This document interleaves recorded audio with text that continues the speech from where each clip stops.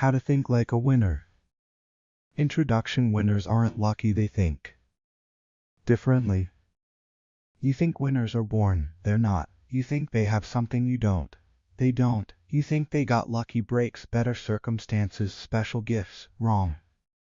Here's what winners actually have: a different operating system in their head. While you're thinking about why it won't work, they're thinking about how it will. While you're waiting for confidence, they're building it through action. While you're hoping things get easier, they're getting stronger. The difference between winning and losing, it's not talent, it's not luck, it's not even opportunity, it's how you think. And here's the part that changes everything: thinking like a winner is a skill. Not a gift, not genetics, not something you're born with.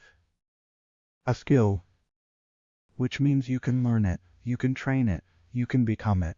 This book isn't about motivation. Motivation fades. This book is about rewiring your brain to think like someone who doesn't lose. Someone who sees obstacles as puzzles. Someone who turns fear into focus. Someone who makes decisions that build empires while others are still making excuses. You're not reading this by accident. You're here because something in you knows you're capable of more. And you're right, but capability without the right thinking, it's wasted potential. So let's fix that. Let's build a mind that wins, not sometimes. Not when conditions are perfect, always. Because winners aren't lucky, they just think differently, and you're about to learn how. Chapter 1. Your mind is either building you or breaking you. 1. The silent war happening inside your head. Right now, there's a war happening inside your skull, between the person you are and the person you could be. And most people, they don't even know they're fighting. They just feel stuck, anxious. Like they're running in place while everyone else moves forward. But that's not random. That's your mind working against you. Every thought you think is a vote for who you're becoming. I can't do this. Vote for weakness. I'm not ready. Vote for delay. What if I fail? Vote for fear. And after 0 votes, you become exactly what you've been thinking, not what you want. What you've been mentally rehearsing, because your brain doesn't care about your dreams. It cares about patterns. And if your pattern is doubt, your brain will deliver doubt automatically, effortlessly, constantly. This is the silent war, the war between the thoughts that build you and the thoughts that break you. And here's the brutal truth. Most people lose this war without ever fighting back. They let their minds run wild, thinking whatever shows up, believing whatever feels true, and their minds destroy them. Slowly, quietly, completely. But winners know the war is happening. And they fight. They don't let their minds think anything. They choose what to think. They don't believe every fear. They question it. They don't accept every doubt. They challenge it, because they understand your mind is either your greatest weapon or your worst enemy. And you get to decide which. So ask yourself, what war is happening in your head right now? What thoughts are you allowing to run unchecked? What beliefs are you accepting as truth when they're just old programming? Because if you want to win, you have to win this war first. The one inside your head. Everything else comes after. 2. Why most people lose before they even start. Most people lose before the game even begins, not because they lack talent, not because they lack opportunity. They lose because they've already decided they will. In their mind, before they try, before they act, before they even start. They see the goal. And immediately, their brain floods them with reasons it won't work. That's too hard. I'm not qualified. People like me don't do that. I'll probably fail anyway. And just like that, they're done. Not because the goal was impossible, but because their mind told them it was, and they believed it. This is how most people live. They audition their dreams in their head, and their mind plays judge, jury, and executioner. Every idea gets shut down, every ambition gets questioned, every possibility gets killed before it ever has a chance, and they wonder why nothing changes. Here's why. Because nothing can change when your mind is pre-programmed to say no. Winners think differently. When they see a goal, they don't ask can I? They ask how. When they face a challenge, they don't think this is impossible. They think what would make this possible. When they hit an obstacle, they don't stop, they pivot. Because winners don't let their minds decide what's possible, they decide. And then they make their minds figure out how. That's the difference. Losers think their way out of action, winners think their way into it. Losers focus on reasons it won't work, winners focus on the one reason it might. Losers need certainty before they start, winners create certainty by starting. So if you're stuck, if you feel like you're losing before you even begin, it's not because you can't win. It's because you're thinking like someone who can't. And that thinking, it's a choice. A habit, a pattern you've trained yourself into. But just like you trained yourself to think like a loser, you can train yourself to think like a winner. It starts with one question: what if I believed I could? Not hoped, not wished. Believed. What would you do differently? Where would you start? What move would you make? Answer that, and then make the move, because the game isn't lost until you stop playing. And you haven't even started yet. 3. The thoughts that sabotage you without permission. You have thoughts you didn't ask for, thoughts that show up uninvited, thoughts that sabotage you without your permission. You're not good enough. Everyone's watching you fail. You'll never figure this out. And you believe them. Not because they're true, but because they're loud. Here's what most people don't realize: your brain lies to you, constantly. It tells you you're in danger when you're just uncomfortable. It tells you you're failing when you're just learning. It tells you to quit when you're just tired. Your brain's job isn't to make you successful. It's to keep you safe. And safe means stay small, stay quiet, stay the same. So when you try to grow, your brain panics. It floods you with fear, doubt. Worst case scenarios, not because they're real, but because growth feels like danger to a brain wired for survival. And if you don't recognize this, if you don't understand that these thoughts are just protective mechanisms, you'll believe them, and they'll sabotage everything. Winners know this. They know their brain is going to lie. They know fear is going to show up. They know doubt is part of the process. But they don't believe it. They hear the thought you're not ready. And they think that's just my brain trying to keep me safe. I'm doing it anyway. They hear what if you fail? And they think what if I win? They hear everyone's going to judge you. And they think, good, that means I'm doing something worth noticing. This is the skill of not believing every thought that shows up. Because thoughts aren't facts, they're just mental noise. And the moment you stop treating them like truth, they lose their power. So next time your brain tries to sabotage you, notice it. Name it. That's just fear talking. And then do the thing anyway.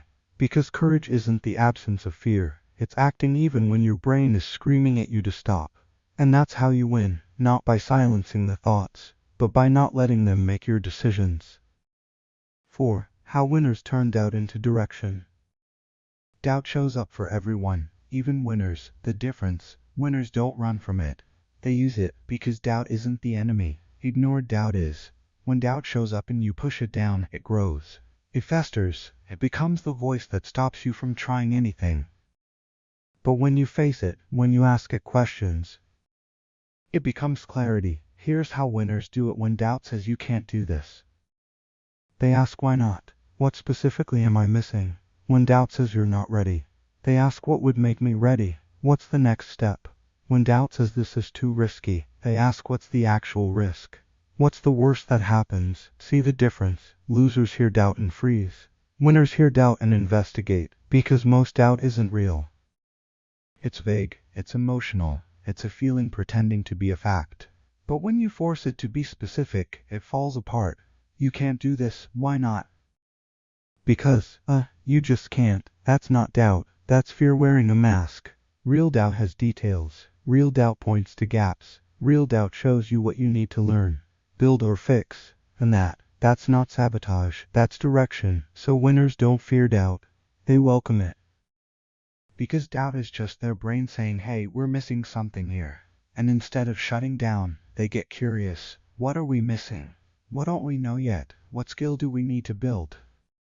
And then they go get it. That's how doubt becomes direction. That's how fear becomes fuel. That's how uncertainty becomes a roadmap. So next time doubt shows up, don't panic. Don't quit. Ask it, what are you trying to tell me? And then listen. Because winners don't ignore their doubt. They turn it into their strategy. Chapter 2: Your thoughts shape your reality, so think like a threat. 1. Mental habits that create unstoppable people. You are what you repeatedly think, not what you wish, not what you hope. What you think over and over and over, that's who you become. And unstoppable people? They don't think like normal people. They don't wake up and hope for a good day. They decide it's going to be one. They don't wait to feel motivated. They think their way into action. They don't react to life. They architect it in their mind first.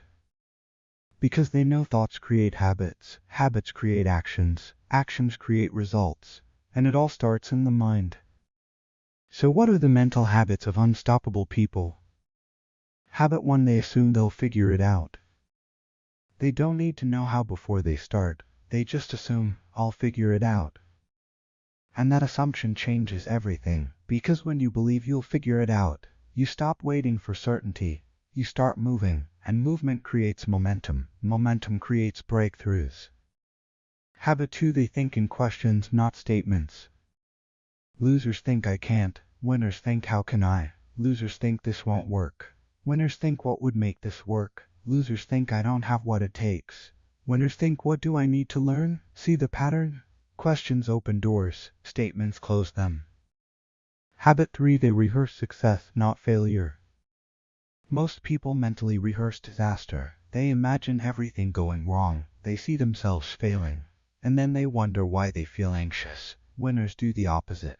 They visualize the win. They see themselves succeeding. They mentally rehearse excellence. Not because they're delusional, but because they know your brain doesn't know the difference between real and imagined. So if you're going to rehearse something, rehearse winning. Habit 4: they decide fast, adjust faster.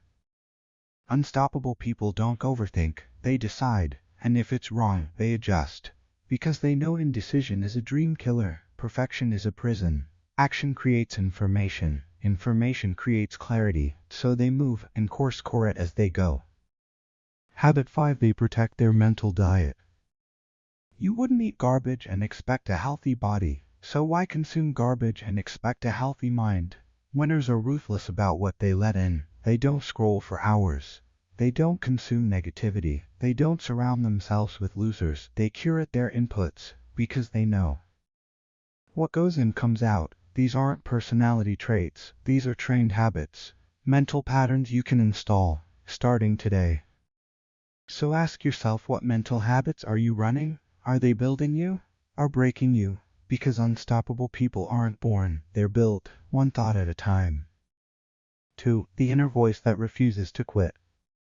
Everyone has an inner voice. The question is, what is yours saying? For most people, it's saying give up. This is too hard. You're not cut out for this. And so they quit, not because the goal was impossible, but because their inner voice convinced them it was. Winners have a different voice. When things get hard, when they want to quit, when every part of them is screaming to stop, their inner voice says, not yet. Not you can do this, not stay positive. Just, not yet, that's it. 2 words that change everything, because not yet doesn't require belief. It doesn't require confidence. It doesn't require feeling good. It just requires not quitting right now. And that's the game. Winning isn't about never wanting to quit. It's about not quitting when you want to. It's about having an inner voice that refuses to let you stop, even when stopping would be easier. So how do you build that voice? Step 1: recognize the quit voice. Most people don't even notice when their inner voice is sabotaging them. They just feel the urge to quit, and they do. Winners notice. They hear this is too hard, and they label it, that's the quit voice. They hear maybe this isn't for me, and they recognize that's fear, not truth. Awareness is the first step, because you can't fight what you don't see. Step 2: talk back. When the quit voice shows up, don't agree with it. Don't ignore it. Challenge it. This is too hard. Hard doesn't mean impossible. You're not good at this yet. I'm not good at this yet. Everyone's ahead of you. So what? I'm not competing with them. I'm competing with yesterday's version of me. Talk back, out loud if you have to, because the quit voice gets weaker when you challenge it. Step 3: build evidence. The inner voice that refuses to quit is built on proof. Every time you push through, you create evidence. evidence that you can, evidence that you have, evidence that quitting isn't your pattern anymore. And the more evidence you build, the louder that voice gets. Until one day, the quit voice barely whispers, and the voice that says not yet, it roars. That's the voice winners have, not because they were born with it, but because they built it, one hard day at a time. So when you want to quit today, and you will, just say, not yet, and keep moving, because that voice, that's the voice of a winner. 3. Thinking big when the world expects you small. The world wants you small, not because it hates you, but because your bigness makes people uncomfortable. It reminds them of their own smallness, their own unrealized potential, their own unfulfilled dreams. So they'll tell you be realistic, lower your expectations. People like us don't do that. And if you listen, you'll stay small forever. Winners don't listen. They think big, even when everyone around them is thinking small, because they understand something most people don't. Thinking small doesn't protect you, it limits you. You don't avoid failure by lowering your standards, you avoid success. So winners think big, not arrogantly, not recklessly, strategically. Because thinking big forces you to grow. When you set a small goal, you can achieve it with your current skills, your current mindset, your current habits. But when you set a massive goal, one that scares you, you have to become someone new. You have to learn, you have to evolve, you have to level up. And that's where growth happens, not in the safe zone, in the stretch zone. So how do you think big when the world expects you small? 1. Stop asking for permission. You don't need anyone's approval to think big. You don't need validation. You don't need consensus. You just need a decision, and the guts to pursue it. 2. Ignore the realists. Realists are just people who gave up on their dreams, and now they want you to give up on yours. Don't let their fear become your ceiling. 3. Surround yourself with people who think bigger than you. You're the average of the 5 people you spend the most time with. If those 5 people think small, you'll think small. But if they think big, if they challenge you, if they refuse to let you play small, you'll rise. 4. Make big thinking a daily practice. Every day, ask yourself, what would I do if I knew I couldn't fail? Don't just answer it once, answer it every single day. Because thinking big isn't a one-time decision. It's a daily discipline. The world will always expect you small. That's not going to change, but you don't have to meet their expectations. Think big, dream big, act big, and watch how the world adjusts. 4. How winners expect success and attract it. Expectation is everything, not hope, not wishing. Expectation, because hope is passive. Expectation is active. Hope says maybe it'll work out. Expectation says it will work out, and here's how I'm making sure of it. Winners don't hope for success, they expect it. And that expectation changes everything, because when you expect success, your brain starts looking for ways to make it happen. When you expect failure, your brain looks for reasons it won't. This isn't woo-woo, this is neuroscience. Your brain has something called the reticular activating system. It's a filter. It decides what information to show you and what to ignore. And it's programmed by what you expect.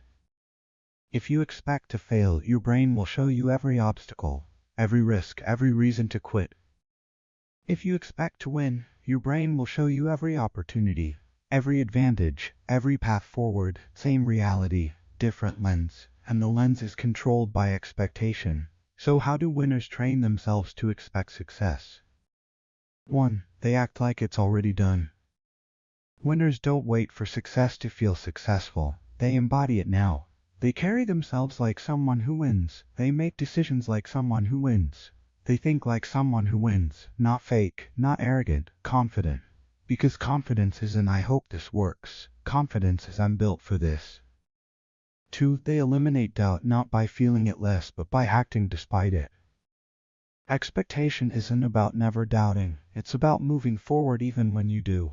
Because action creates belief. Belief creates expectation. Expectation creates reality. 3. They surround themselves with evidence. Winners collect proof. Every small win, every step forward, every time they didn't quit.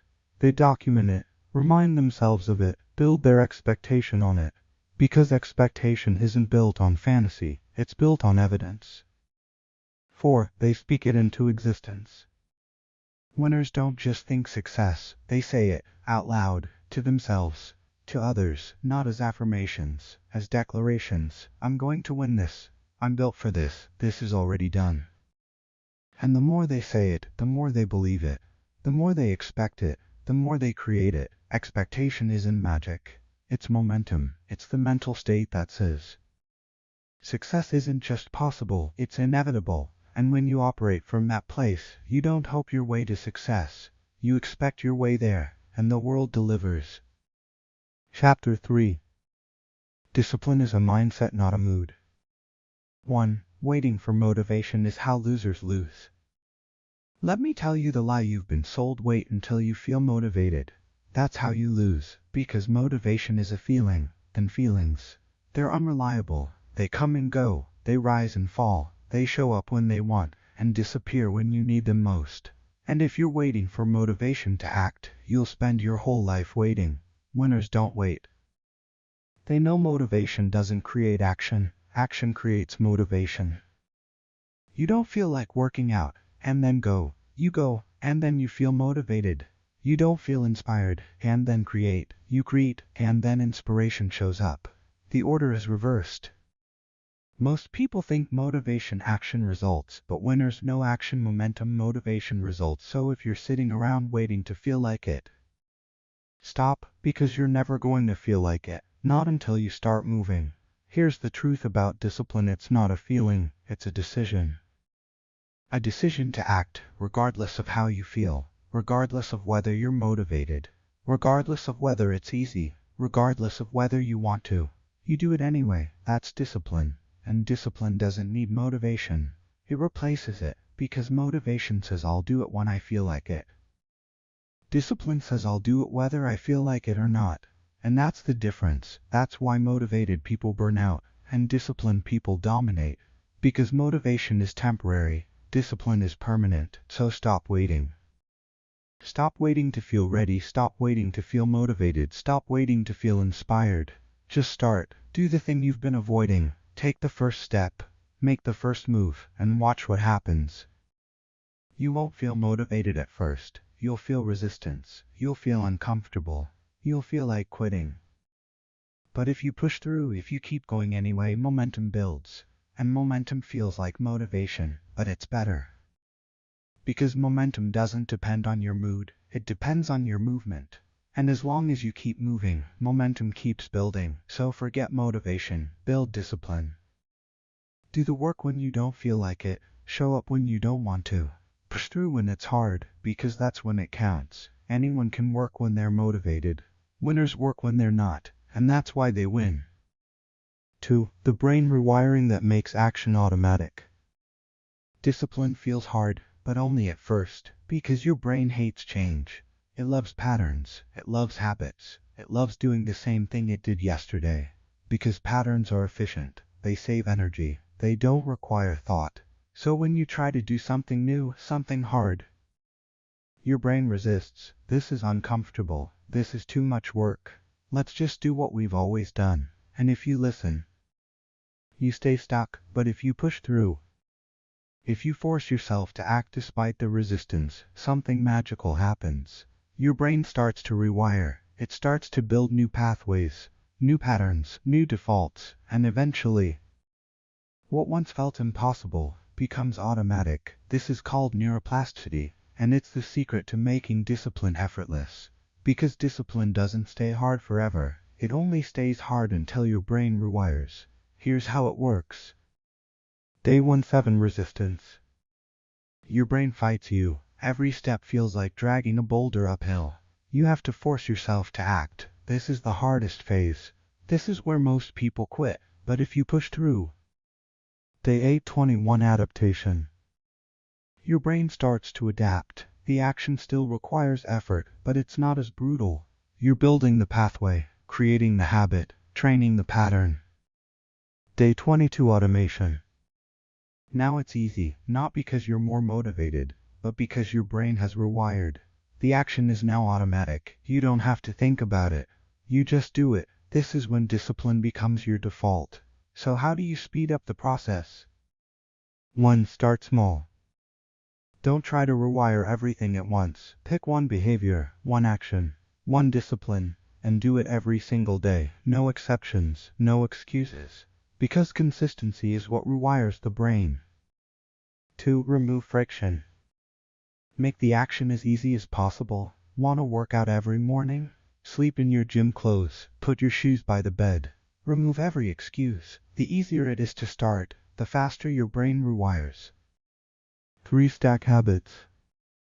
Attach the new behavior to something you already do. After I brush my teeth, I do 10 push-ups. After I pour my coffee, I review my goals. Your brain already has pathways for the first action. You're just hijacking them for the second. 4. Don't break the chain. Once you start, don't stop, because every time you skip, you reset the rewiring process. But every time you show up, you strengthen the pathway. Discipline isn't about willpower. It's about wiring, and once your brain is wired for action, you don't need motivation anymore. You just move, automatically, effortlessly, relentlessly. That's when you become unstoppable. 3. The power of one choices. You don't need to change your entire life today. You just need to be one better. That's it, because massive transformation doesn't come from massive action. It comes from small actions, repeated relentlessly. This is the power of one. Most people overestimate what they can do in a day, and underestimate what they can do in a year. They try to change everything at once. They go all in. They burn bright, and then they burn out. Winners think differently. They don't try to be perfect. They try to be one better, every single day. And over time, those one improvements compound. Here's the math: if you improve by one every day for a year, you don't end up 365 better. You end up 37 times better, because improvement compounds, but so does decline. If you get one worse every day for a year, you decline to nearly zero. So every choice matters. Every single day, you're either compounding growth or compounding decay. There's no neutral. So what does a one choice look like? It's not dramatic. It's not flashy. It's not impressive. It's simple. Wake up 10 minutes earlier. Do 10 push-ups. Read 5 pages. Drink 1 more glass of water. Say no to 1 distraction. Tiny, almost invisible, but repeated over time. Unstoppable, because one choices don't feel significant in the moment, but they're the foundation of everything. Winners don't rely on big moments. They rely on small, consistent choices. Choices that seem like they don't matter, but compound into everything. So stop waiting for the perfect moment. Stop trying to overhaul your entire life. Just make one choice today. And then another tomorrow, and another the day after, because small choices, repeated consistently, create massive results, and that's how you win. Not through perfection, through persistence, one at a time. 4. Building a mind that follows through even on bad days. Everyone can show up on good days. Winners show up on bad ones. Because good days don't build you, bad days do. When you're tired, when you don't feel like it, when everything's going wrong, that's when it counts. That's when discipline is tested, and winners pass the test. Not because they feel better on bad days, but because they've trained their mind to follow through, regardless of how they feel. So how do you build that mind? 1. Decide in advance. Don't make decisions in the moment. Make them ahead of time. I work out every morning. Now I'll see how I feel tomorrow. I write 500 words every day. Not I'll write when I'm inspired. When you decide in advance, there's no debate, no negotiation, no excuses. You just execute. 2. Shrink the commitment. On bad days, you don't have to do your best work. You just have to show up. Can't do a full workout? Do 10 minutes. Can't write 500 words? Write 50. Can't focus for an hour? Focus for 10 minutes. The point isn't perfection. The point is presence. Because showing up on a bad day, even in the smallest way, reinforces the identity. I'm the type of person who doesn't quit.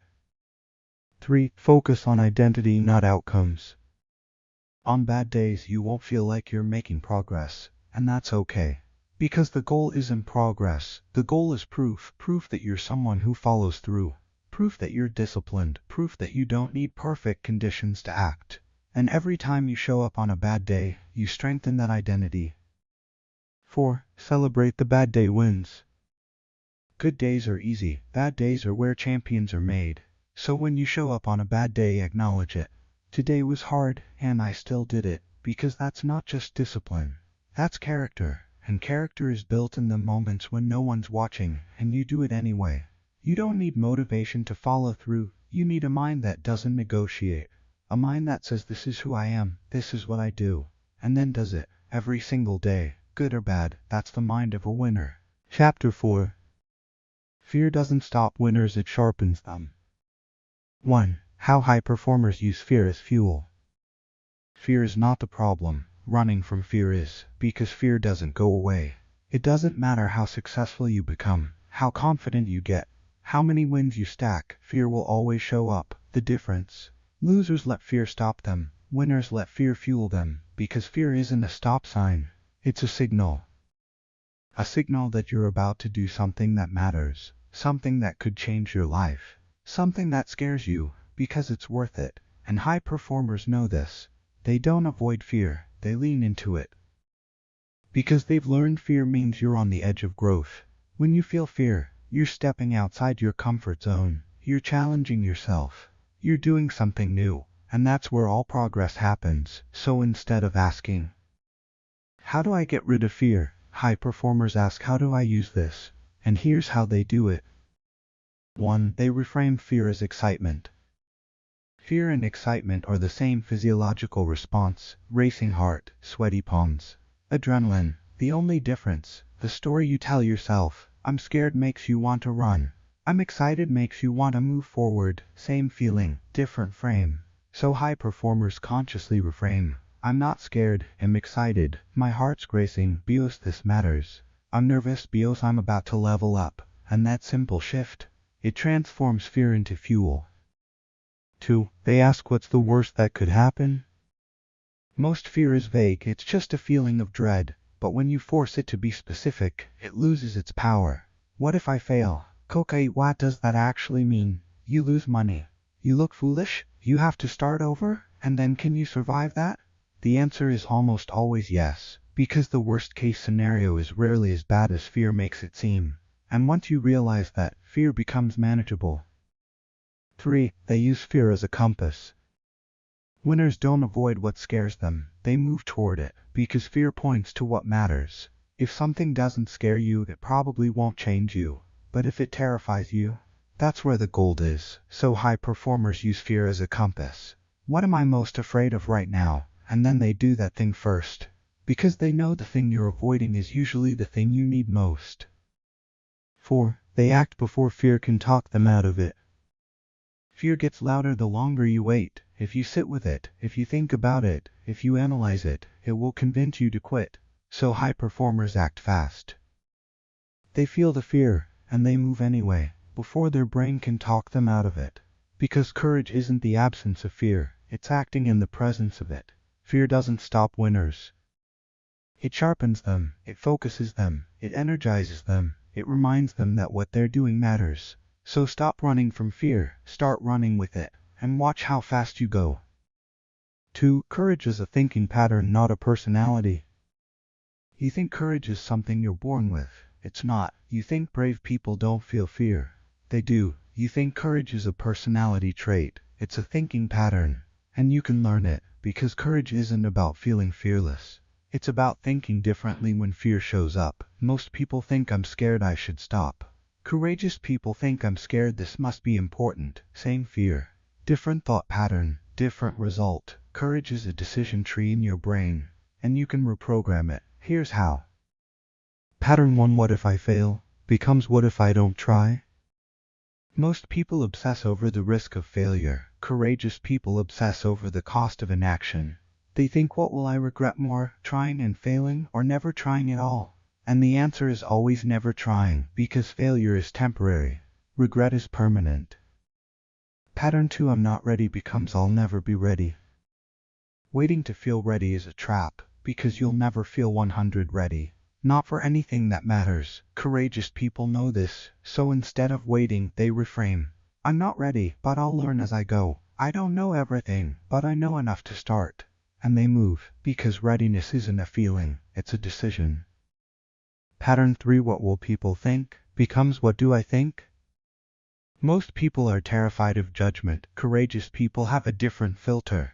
They ask, is this right for me? Does this align with who I want to be? Will I respect myself for this choice? If the answer is yes, they do it, regardless of what anyone else thinks, because courage is choosing your own approval over the crowd's. Pattern 4. This is scary becomes this is growth. Courageous people don't see fear as a warning, they see it as a growth signal. I'm uncomfortable, that means I'm expanding. This is hard, that means I'm leveling up. I'm scared, that means this matters. They've trained their brain to interpret fear differently, and that training changes everything. So how do you install these patterns? Step 1. Notice your default thoughts. When fear shows up, what do you automatically think? Write it down. Awareness is the first step. Step 2. Choose a new thought. For every fear-based thought, create a courage-based alternative. I'm not ready becomes I'll learn as I go. Step 3. Practice it. Every time the old thought shows up, consciously replace it with the new one. Out loud if you have to. Your brain will resist at first, but over time the new thought becomes automatic. Step 4. Take action on the new thought. Thinking courageously isn't enough, you have to act on it, because action reinforces the pattern. Every time you think courageously and then act, you wire courage deeper into your brain. Courage isn't a gift, it's a skill, a thinking skill, and you can build it, one thought at a time. 3. The logic of acting scared. Here's what most people get wrong about courage. They think you have to feel brave to act brave. You don't. You can be terrified and still move forward. In fact, that's when courage matters most, because acting when you're confident, that's not courage. That's just execution. Courage is acting when you're scared, and here's the logic behind it. 1. Fear doesn't mean danger. Your brain can't tell the difference between real danger, a lion chasing you. Imagine danger, speaking in public. Both trigger the same response, but one will kill you, the other will just feel uncomfortable. So when fear shows up, don't assume it means you're in danger. Ask, is this actual danger or just discomfort? If it's discomfort, you can act through it. 2. Waiting for fear to go away is a losing strategy. Because it won't. Fear doesn't disappear when you avoid things, it gets stronger. The more you avoid public speaking, the scarier it becomes. The more you delay the hard conversation, the more anxious you get. Fear grows in avoidance, it shrinks in action, so the logic is simple. If you want less fear, act more. 3. Your body can be scared while your mind stays committed. You can have a racing heart and still make the call. You can have shaking hands and still send the email. You can have a tight chest and still walk on stage. Because your body's fear response doesn't control your actions, your mind does. And if your mind is committed, your body will follow, even if it's terrified. 4. Acting scared builds courage. Every time you act despite fear, you prove to yourself, I can do hard things.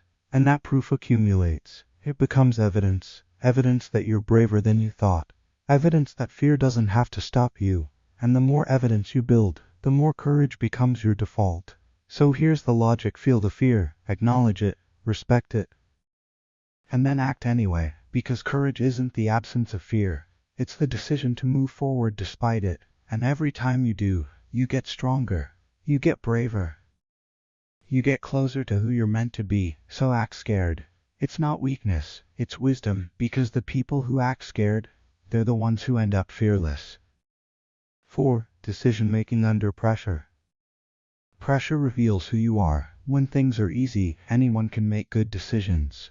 But when the stakes are high, when time is short, when everything's on the line, that's when most people crack. They freeze, they panic, they make emotional decisions that destroy everything they've built. Winners are different. They don't think better under pressure. They think differently, because they've trained their mind for high-stakes moments. Here's how they do it. 1. They slow down their thinking. When pressure hits, your brain speeds up, thoughts race, emotions spike, everything feels urgent, and that's when bad decisions happen. Winners know this, so they force themselves to slow down, not physically, mentally. They take a breath, They create space. They refuse to let urgency hijack their judgment, because fast decisions aren't always right decisions. 2. They focus on what they can control. Under pressure, most people obsess over things they can't change. What if this doesn't work? What if they say no? What if I fail? Winners ignore all of that. They focus only on what they can control, their effort, their preparation, their next move, everything else, noise. 3. They trust their preparation. Winners don't wing it, they prepare, they practice, they rehearse, so when pressure hits, they don't have to think. They just execute, because confidence under pressure comes from one thing: knowing you've done the work. 4. They make the decision and move. Under pressure, indecision is the enemy, because overthinking creates paralysis. Paralysis creates panic. Panic creates mistakes. Winners make a decision fast, not recklessly, decisively. And if it's wrong, they adjust, because a good decision executed quickly is better than a perfect decision that never happens. 5. They trust themselves. Most people don't trust themselves under pressure. They second guess, they doubt, they ask for validation. Winners trust themselves, not because they're arrogant, but because they've built evidence. Evidence that they've handled pressure before. Evidence that they've made tough calls and survived, and that evidence creates trust. So when pressure hits, they don't panic, they trust, and they execute. Pressure doesn't break winners, it reveals them, because they've trained their mind to stay calm when everyone else is losing theirs. And that's the edge. Not talent, not luck, mental composure under fire, and you can build it, starting today. Chapter 5. Your focus is your superpower, protect it like gold. 1. Mental clutter kills ambition. Your mind is full of notifications, full of distractions, full of noise. And that noise is killing your ambition, because you can't build anything meaningful when your attention is scattered. You can't solve hard problems when your mind is cluttered. You can't execute at a high level when you're mentally fragmented. And most people, they're living in a state of permanent distraction. They check their phone 150 times a day. They scroll for hours. They jump from task to task, never finishing anything, never going deep. And then they wonder why they're not making progress. Here's why. Mental clutter kills ambition. It doesn't kill it loudly. It kills it quietly. One distraction at a time, one notification at a time, one fragmented thought at a time, until your ambition is buried under a mountain of mental noise. And you can't even access it anymore. Winners know this. They know that focus is the ultimate competitive advantage, so they guard it ruthlessly. They don't let their mind become a dumping ground for everyone else's agenda. They curate their attention like a museum curator. What gets in?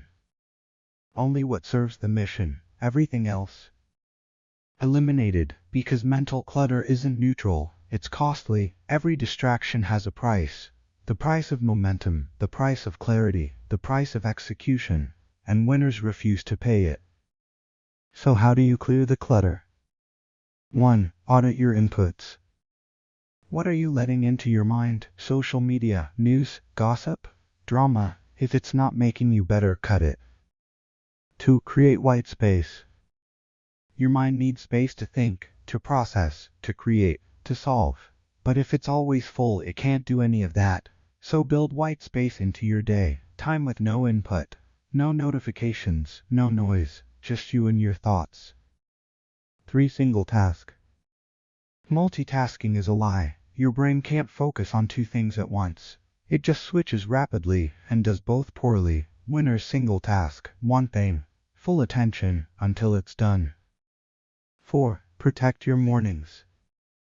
The first hour of your day sets the tone. If you start with distractions, your whole day will be reactive. If you start with focus, your whole day will be intentional. Winners protect their mornings like gold.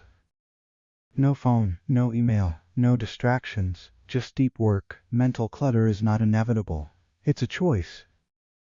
And if you want to build something great, you have to choose clarity every single day, because ambition needs space to breathe, and you won't find it in a cluttered mind. 2. What winners ignore intentionally. Winners don't do more, they ignore more, because success isn't about adding. It's about subtracting. It's about saying no to everything that doesn't matter, so you can say yes to the few things that do. And most people get this backwards. They try to do everything. They say yes to everyone. They chase every opportunity, and they end up exhausted, with nothing to show for it. Winners are different. They ignore things, intentionally, not because they're lazy, but because they're focused. So what do winners ignore? 1. Other people's opinions. Winners don't care what everyone thinks. They care what the right people think.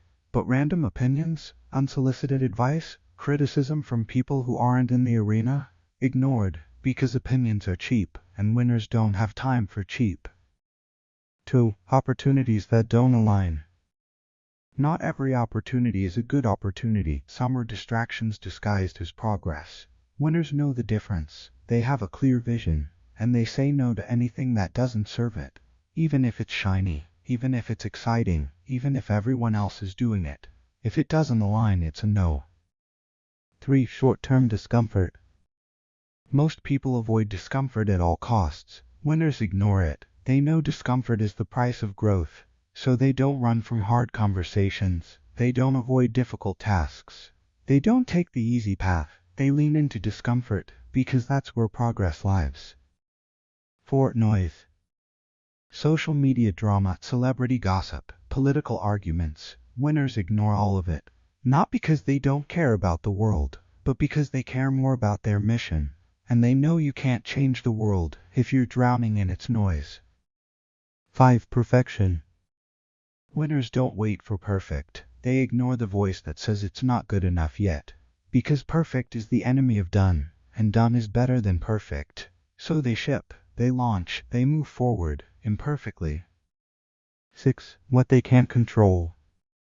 Winners don't waste energy on things they can't change. The economy, the competition, other people's choices. They ignore it all, and they pour their energy into what they can control: their effort, their attitude, their execution. That's it. Ignoring isn't passive, it's strategic. It's the ability to say this doesn't deserve my attention, and then protect your focus for the things that do.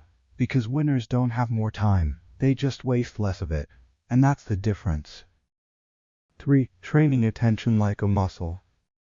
Your attention is a muscle, and like any muscle, it gets stronger when you train it, and weaker when you don't. Most people never train their attention. They let it wander, they let it get hijacked, they let it scatter in 1,000 directions.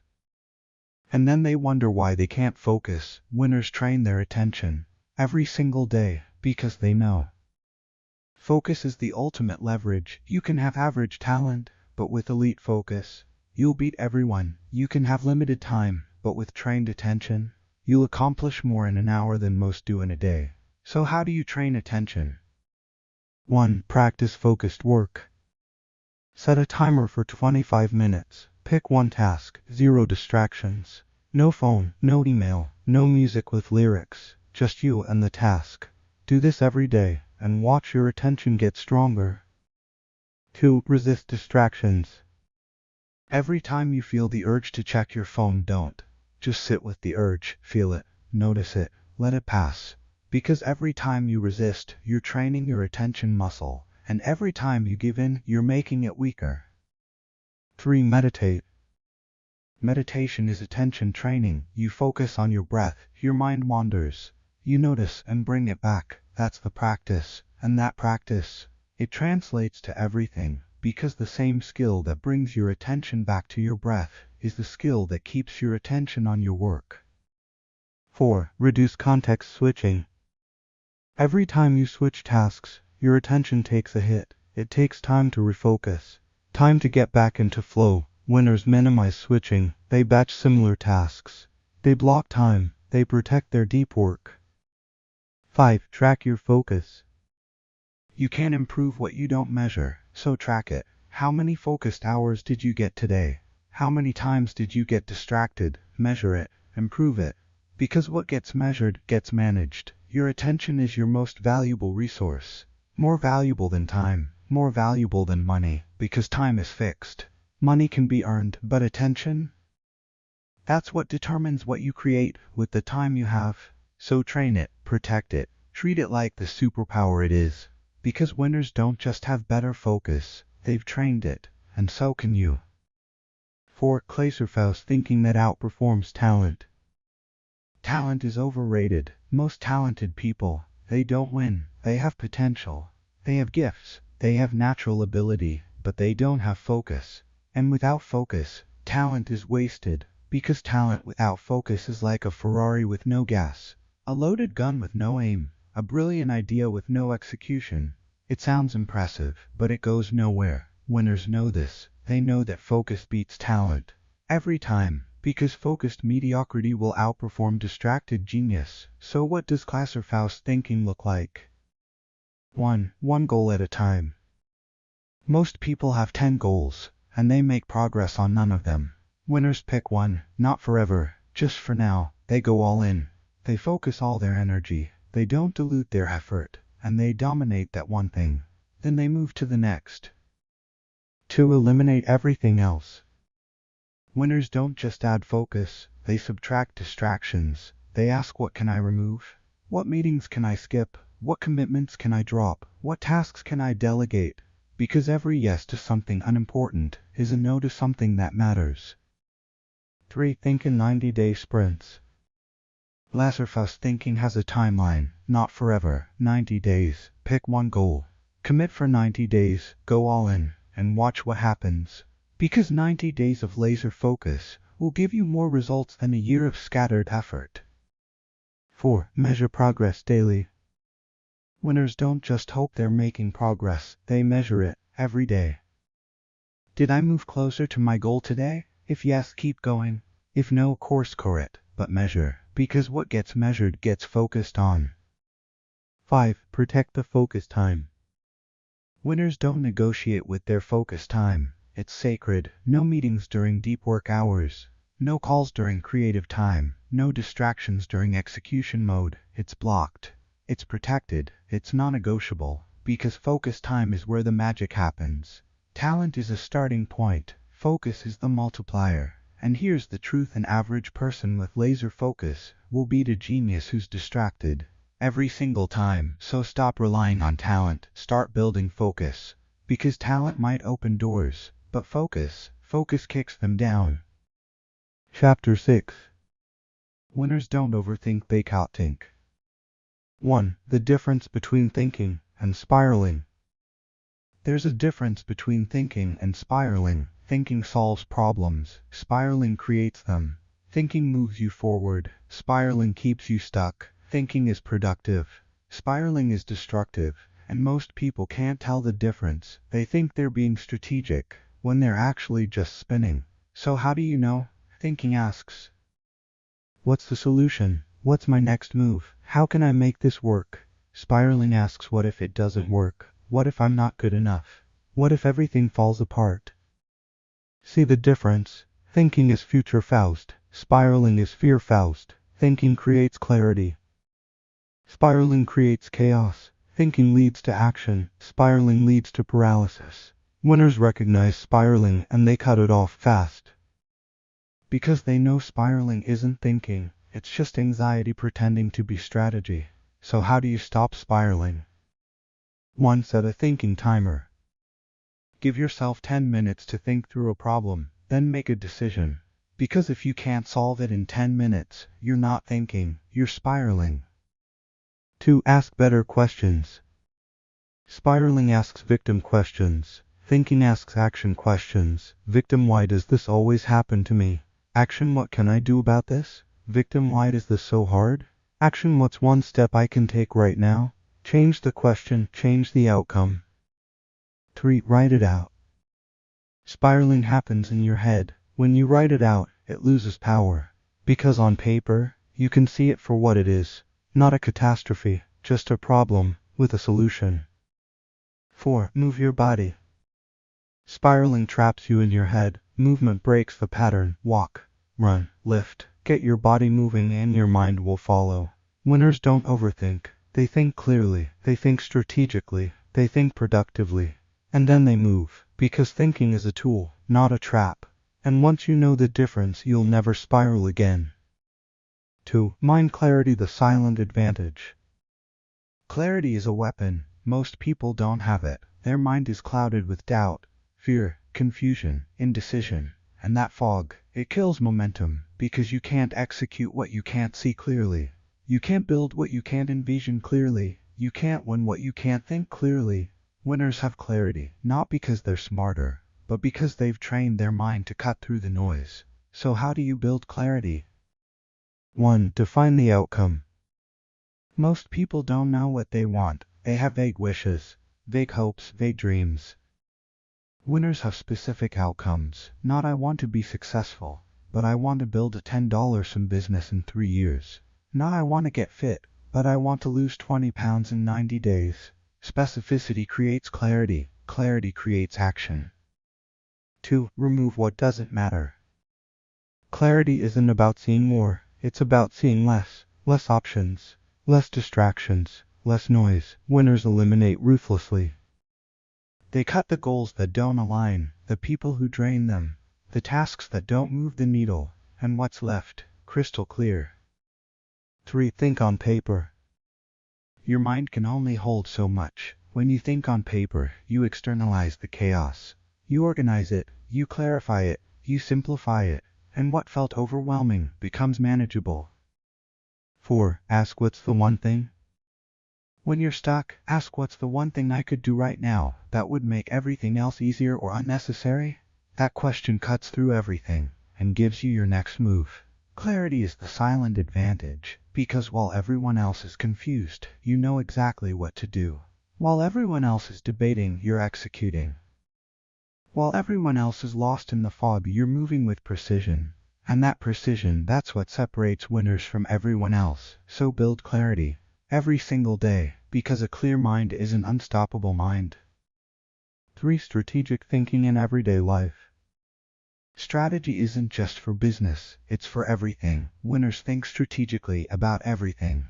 Their time, their energy, their relationships, their habits. Because strategic thinking is just thinking ahead. It's asking, where will this lead? Before you act. Most people are reactive. They respond to whatever shows up. They make decisions in the moment. They never think 2 steps ahead, and then they're surprised when life doesn't go their way. Winners are different. They play chess while everyone else is playing checkers. They think, if I do this today, where will I be in 6 months? And that one question changes everything. So how do you think strategically in everyday life? 1. Think in systems, not events. Most people think I need to work out today. Winners think, how do I build a system that makes working out automatic? See the difference? One is a single event, the other is a system that compounds. 2. Ask what's the second order effect? Every action has consequences. First order, what happens immediately. Second order, what happens as a result of that. Most people only think first order. I want to skip the gym today. First order, I feel relieved. Second order, I break the habit and it gets harder to go back. Winners think second order, and they make better decisions because of it. 3. Prioritize leverage. Not all actions are equal. Some actions have massive impact. Some have almost none. Winners focus on leverage. They ask, which action will give me the most return? And they do that first. 4. Plan backwards. Most people plan forward. What should I do first? Winners plan backwards. Where do I want to be in 5 years? What has to happen in 3 years to get there? What has to happen this year, this quarter, this month, this week, today? And then they execute today's task, knowing it's connected to the 5-year vision. Strategic thinking isn't complicated. It's just thinking before acting, thinking ahead, thinking with intention. And when you do, life stops being random. It becomes designed by you. 4. Making smarter moves with half the stress. Most people stress because they overthink. Winners stress less because they outthink. They make smarter decisions in less time, with less anxiety. How? 1. They decide with 70 information, waiting for 100 certainty. You'll never move. Winners make decisions with 7% of the information. Then they adjust as they go, because action creates clarity, waiting creates paralysis. 2. They pre-decide. Winners don't make the same decision twice. They decide once and create a rule. I work out every morning. Decision made. No more debating. I don't check email before 10 a.m. Decision made. No more negotiating. Predations eliminate decision fatigue. 3. They focus on what they can control. Most stress comes from worrying about things you can't control. The economy, other people, the outcome. Winners focus only on what they can control: their effort, their attitude, their preparation. Everything else, let it go. 4. They trust the process. Winners don't need to know how everything will work out. They trust if I do the right things, the right results will follow. And that trust eliminates stress, because they're not attached to outcomes. They're committed to process, smarter moves, less stress. That's the winner's way. Chapter 7. Success begins in the mind before it shows in life. 1. Identity: becoming the person who wins. You don't get what you want, you get what you are. Because behavior follows identity. If you see yourself as someone who quits, you'll quit.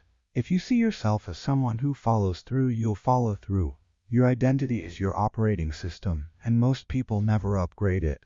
They keep the same identity they've had for years, and wonder why their results don't change. Winners think differently. They don't just set goals, they become the person who achieves them. So how do you change your identity? 1. Decide who you want to become. Not what you want to achieve, who you want to become. I want to be someone who never quits. I want to be someone who takes action despite fear. I want to be someone who follows through. That's your new identity. 2. Act like that person, even when you don't feel like it. You don't wait to become that person. You start acting like them now. What would someone who never quits do right now? And then you do that. 3. Collect evidence. Every time you act in alignment with your new identity, you create proof. Proof that you're becoming that person. And the more proof you collect, the stronger the identity becomes. 4. Let go of the old story. You have an old story about yourself. I'm not disciplined. I'm not confident. I'm not the type of person who wins. That story, it's a choice. And you can choose a new one. Starting today, your identity determines your destiny. So choose it carefully, and then become it. 2. Building a mindset that attracts opportunity. Opportunity doesn't find everyone. It finds people who are ready for it. People who think like it's already theirs. People who move like it's inevitable. Winners don't chase opportunity, they attract it, because their mindset makes them magnetic. So how do you build that mindset? 1. Expect it. Winners don't hope for opportunity, they expect it. Opportunities are everywhere, and I'm going to find them. That expectation changes how you see the world. 2. Prepare for it. Luck is when preparation meets opportunity. Winners are always preparing, always learning, always building skills, always positioning themselves, so when opportunity shows up, they're ready. 3. Act like it's already yours. Winners don't wait for permission, they act like the opportunity is already theirs. And that energy, it attracts the real thing. 4. Create it. Winners don't just wait for opportunity, they create it. They reach out, they build relationships, they make moves, because opportunity doesn't knock. You have to build the door. Build a mindset that expects opportunity, prepares for it, acts on it, creates it, and watch how fast your life changes. 3. Thinking in long-term, acting in short bursts. Winners think long-term, but they act short-term. They have a 10-year vision, but they focus on today's task, because thinking long-term keeps you aligned. Acting short-term keeps you moving. Most people do the opposite. They think short-term, what can I get right now? And they procrastinate on action, I'll start tomorrow. And they never win, because you need both. Long-term thinking for direction, short-term action for momentum. So how do you do it? 1. Define your 10-year vision. Where do you want to be in 10 years? Not vague, specific. Write it down. That's your North Star, your ultimate destination. Your reason for doing all of this. In 10 years I will. Be specific. Make it real. Make it vivid, because if you can't see it, you can't build it. 2. Break it into 90-day goals. What has to happen in the next 90 days to move toward that 10-year vision? Pick one goal. Make it specific. Make it measurable. Not get better at business, but generate $50 in revenue in the next 90 days. Not get healthier, but lose 15 pounds and work out 5 days a week. Specific goals create specific actions. 3. Focus on today's task. What's the one thing you can do today that moves you toward your 90-day goal? Do that. Ignore everything else, because today's task is the only thing you can actually control. Not tomorrow, not next week, today. So make today count. 4. Review weekly. Every week, ask, am I still on track? If yes, keep going. If no, adjust, because plans change. Life happens, obstacles appear. Winners don't stick to a plan that's not working. They adjust, they pivot, they stay flexible, but they never lose sight of the long-term vision. 5. Stack the days. One good day won't change your life, but 365 good days. That changes everything, so think of it like this: each day is a brick, and you're building a house. One brick doesn't look like much, but stack them consistently, and eventually, you build something incredible. So don't focus on the house, focus on laying today's brick. Long-term thinking keeps you from quitting when it's hard. Short-term action keeps you from stalling when it's unclear. Together, unstoppable, because you're not just dreaming about the future, you're building it, one day at a time. 4. The mental blueprint for unstoppable growth. Growth isn't random. It's designed. Winners don't just hope to grow, they architect it, in their mind first, because growth starts with a blueprint, a mental model for how you're going to become better, every single day. So what's the blueprint? Step 1. Commit to one daily improvement. You don't need massive leaps, you need small, consistent gains. One better today than yesterday, that's it. Not 50 better, not 100 better, just one. Because one is doable. One is sustainable, one compounds, and over time, that compounds into mastery. If you improve by one every day for a year, you'll be 37 times better. That's not motivation, that's math. So stop chasing perfection, start chasing one. Step 2. Build feedback loops. Growth requires feedback. What's working, what's not? What do I need to adjust? Winners constantly evaluate, constantly adjust, constantly improve. They don't just do the work, they analyze the work. Did that strategy work? Could I have done that faster? What would I do differently next time? This is how you improve, not by doing more, but by learning from what you've already done. Step 3. Embrace discomfort. Growth lives outside your comfort zone. If you're comfortable, you're not growing. So winners seek discomfort. They take on challenges that scare them. They put themselves in situations where they have to level up. They do things before they feel ready, because that's where growth happens. Not in the safe zone, in the stretch zone. The place where you're challenged, where you're uncomfortable, where you have to become someone new, just to survive. That's where transformation happens. Step 4. Surround yourself with people ahead of you. You can't grow past your environment. If everyone around you is stuck, you'll stay stuck. If everyone around you is average, you'll stay average. Winners surround themselves with people who are smarter, faster, further ahead, and they let that environment pull them forward.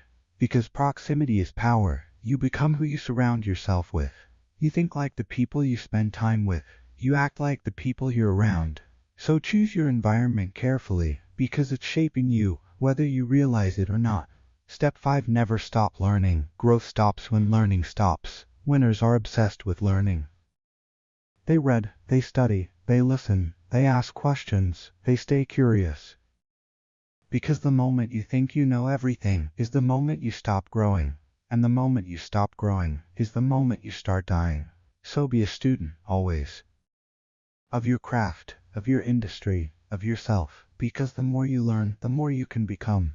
Step 6. Measure progress. You can't improve what you don't measure, so track it.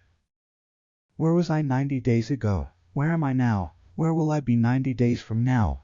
Measure, improve, repeat, because what gets measured gets managed, and what gets managed gets improved. So don't just hope you're getting better, prove it. Track your workouts, track your revenue, track your progress, and watch the data drive your growth. Step 7. Celebrate the small wins. Growth is a long game. And if you only celebrate the big wins, you'll lose motivation along the way. So celebrate the small ones. Every workout completed, every page read, every day you didn't quit, every one improvement, because those small wins, they add up to massive transformation. And they remind you I'm making progress, even when it doesn't feel like it. Step 8. Protect your identity. Growth isn't just about what you do, it's about who you become. So protect your identity like gold. I'm someone who finishes what I start. I'm someone who doesn't quit. I'm someone who takes action despite fear, because behavior follows identity. And if you see yourself as someone who grows, you will. This is the blueprint, not complicated, just consistent, because unstoppable growth isn't about one big breakthrough. It's about small intentional improvements stacked over time. Daily decisions, daily actions, daily growth, that's how you become unstoppable. One day, one choice, one improvement at a time, and over time, you won't even recognize the person you used to be, because you'll have become someone completely different, someone stronger, someone wiser, someone who wins. And that person, they were inside you all along, you just had to build them, one thought at a time, conclusion when in your mind, and the world will follow. You made it, but this isn't the end, it's the beginning. Because everything you just read, it means nothing if you don't use it. Knowledge without action is just entertainment, and you didn't come here to be entertained. You came here to win, so here's what happens next. You take what you learned, and you apply it today. Not tomorrow, not when you feel ready, not when conditions are perfect, today. Because winners don't wait, they act, and caution of an imperfectation beats perfect planning every time. So here's your reminder: winning starts in your mind. Before it shows in your bank account, before it shows in your body, before it shows in your relationships, before it shows in your business. It starts in your mind. In the way you think, in the way you see yourself, in the way you process fear, doubt, and pressure. Winners think differently. And now you know how. You know that your mind is either building you or breaking you.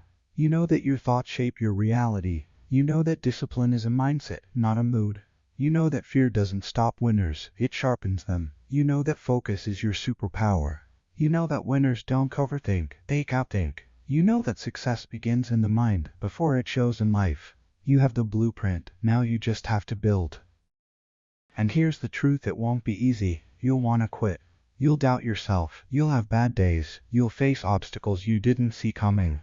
But that's the game. Winning isn't about never struggling. It's about struggling and not quitting. It's about thinking like a winner, even when you feel like a loser. It's about showing up, even when no one's watching. It's about doing the work, even when you don't feel like it. Because that's where champions are made, in the moments when it's hard. When it's uncomfortable, when no one's cheering, when you're tired, when you're scared, when you're alone. That's when your mindset is tested, and that's when it matters most. So when you want to quit, remember this: you're not just building a business. You're not just building a body. You're not just building a bank account. You're building a mind. A mind that refuses to quit. A mind that turns obstacles into opportunities. A mind that expects to win and makes it happen. A mind that doesn't need perfect conditions to act. A mind that sees fear as fuel, not a stop sign. That's the real work, and it starts today. So ask yourself, what's one thing I can do today to think more like a winner? One thought I can reframe, one decision I can make, one action I can take, one fear I can face, one excuse I can eliminate. Do that, and then do it again tomorrow, and the day after, and the day after that.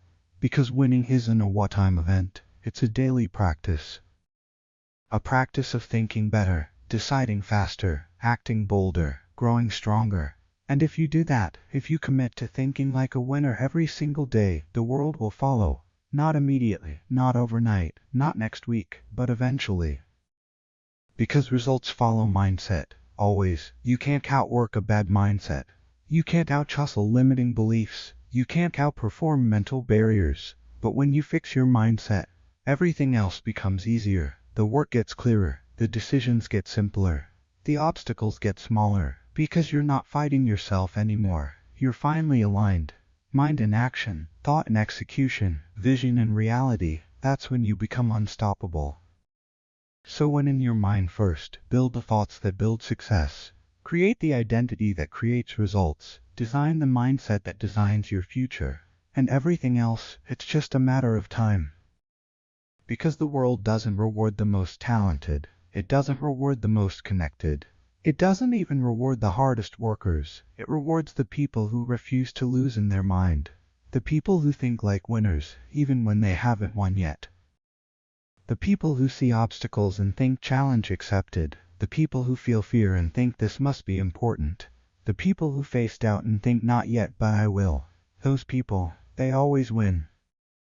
Not because they're lucky, not because they're special, but because they think differently. And now, so do you. So go, think like a winner, act like a winner, become a winner. The world is waiting, and it's ready to follow. The moment you win in your mind. The end.